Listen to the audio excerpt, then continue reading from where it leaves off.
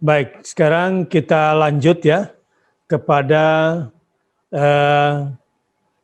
keterangan ringkas-ringkas dulu, tafsir-tafsir ringkas yang akan saya bacakan sebagai pembuka pada ayat ini. Setelah itu baru kita akan tafsirkan dan tadabburi secara menikmati sampai waktunya habis. Yauma idzin, pada hari itu, yang dimaksud tentu di sini adalah permulaan kiamat az-zalzalah ini.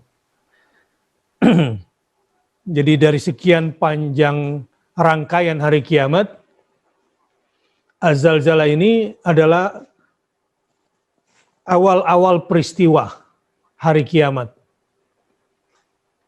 Yauma idzin tuhadditsu akhbaraha.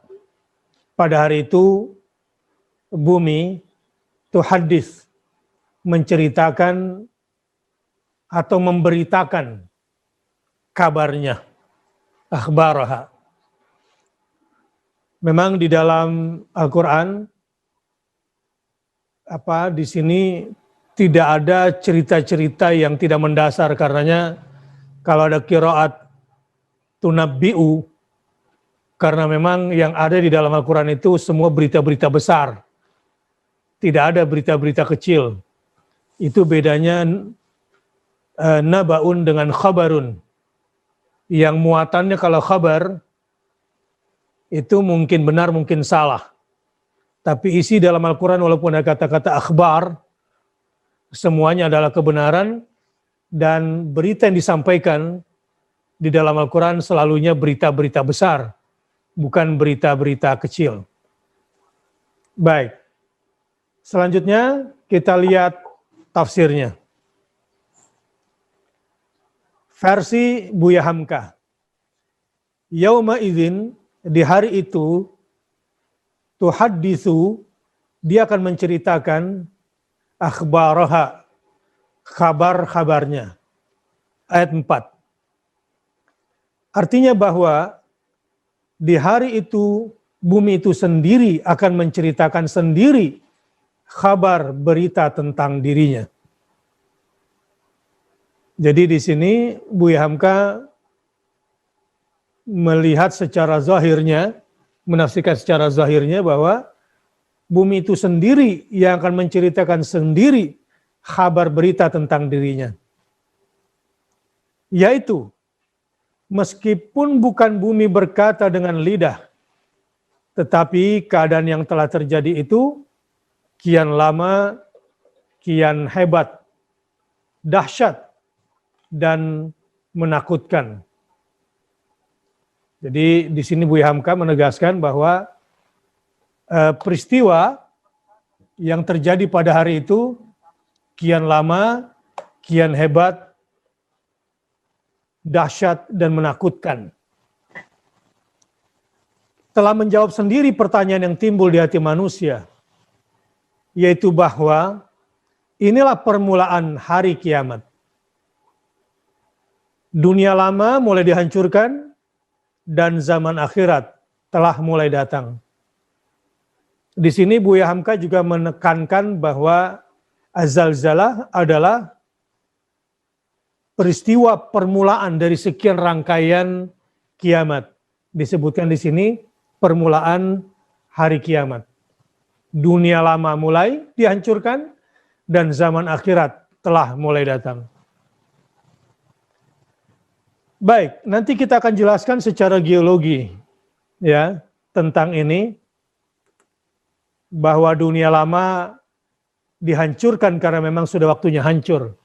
Dan ilmu pengetahuan sudah membaca kabar bumi sebetulnya dengan ilmu. Ilmu pengetahuan sudah membaca bahwa bumi sudah memberitakannya. Bahkan bukan cuma saat kiamat nanti bumi cerita. Dari sekarang pun lewat katakanlah ukuran geofisika atau lewat ukuran geodesi, manusia sebetulnya sudah mendapat cerita, mendapatkan akhbar dari bumi dengan ukuran-ukuran skala yang sangat detail. Hanya saja kita menyebutnya skala Richter kah, Atau skala yang lainkah dalam ledakan itu? Hanya saja nanti pada hari kiamat tidak ada ukuran geofisika dan ukuran geodesi yang bisa mengukurnya. Dan mungkin yang mengukurnya udah mati duluan pada saat itu. Tapi permulaan menuju ke sana mulai hari ini sudah ada tanda-tandanya. Baik, lanjut. Dalam tafsir Jalalain sekarang. Sengaja di awal kita bukakan pakai tafsir Al-Azhar dulu agar opening mindset cakrawalanya terbuka dulu.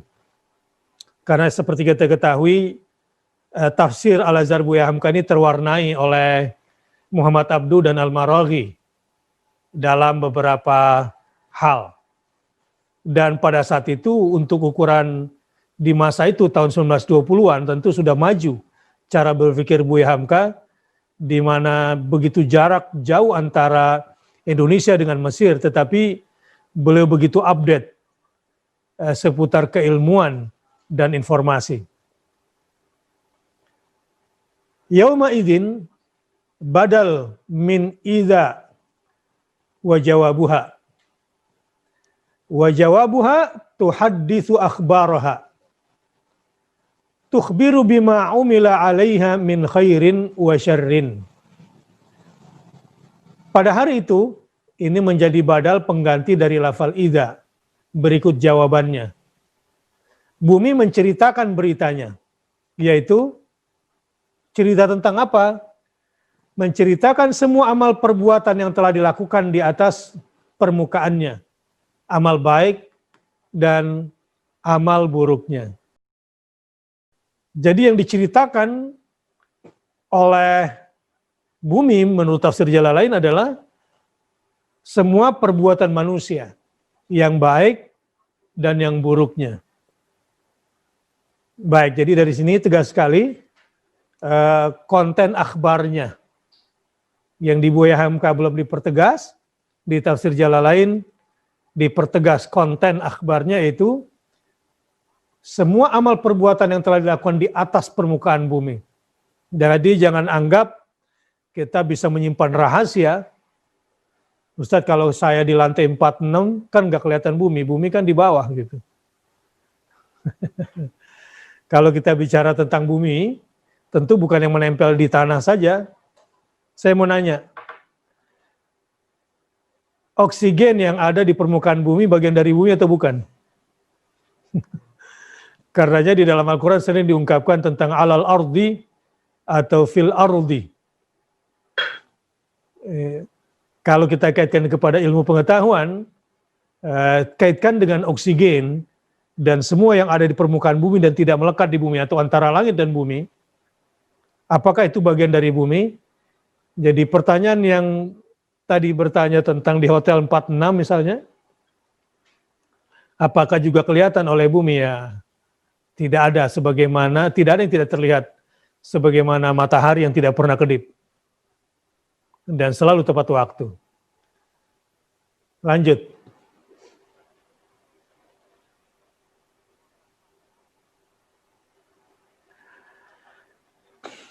Tafsir Al-Muyassar.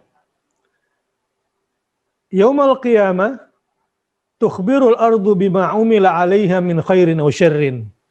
Sama dengan tafsir Jalalain. Di hari kiamat, di hari yang besar itu, bumi mengabarkan apa yang dilakukan di atasnya berupa kebaikan dan keburukan. Sengaja kita ambil dari tafsir ringkas ini. Di antara tafsir ringkas selain tafsir Jalalain adalah tafsir Al-Muyassar. Lanjut.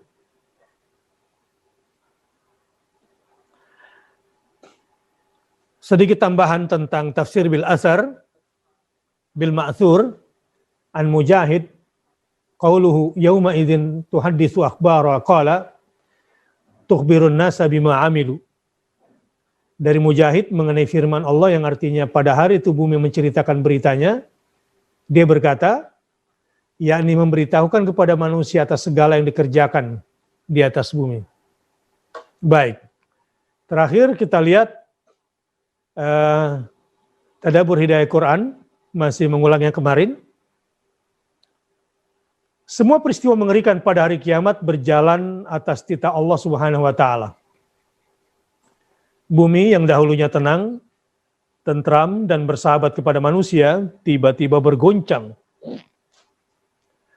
Bahkan kelak bumi sendirilah yang akan bicara. Maka di manakah manusia yang angkuh dan durhaka itu? Di manakah kekuasaan? Di manakah kekuatan? Di manakah kekayaan yang dahulu mereka bangga-banggakan? Pada dasarnya, sahabat-sahabat yang berbahagia, dalam ayat ini, Allah menyatakan bahwa ketika terjadinya keguncangan yang dahsyat itu, saat bumi bergetar dan mengalami kehancuran serta kerusakan, seakan-akan ia menjelaskan kepada manusia bahwa kejadian yang belum pernah terjadi ini tidak menurut ketentuan yang berlaku bagi alam semesta dalam keadaan biasa. Allah menjelaskan bahwa sebab terjadinya keguncangan tersebut adalah atas perintahnya semata. Ketika bumi diperintahkan hancur, maka bumi akan hancur luluh.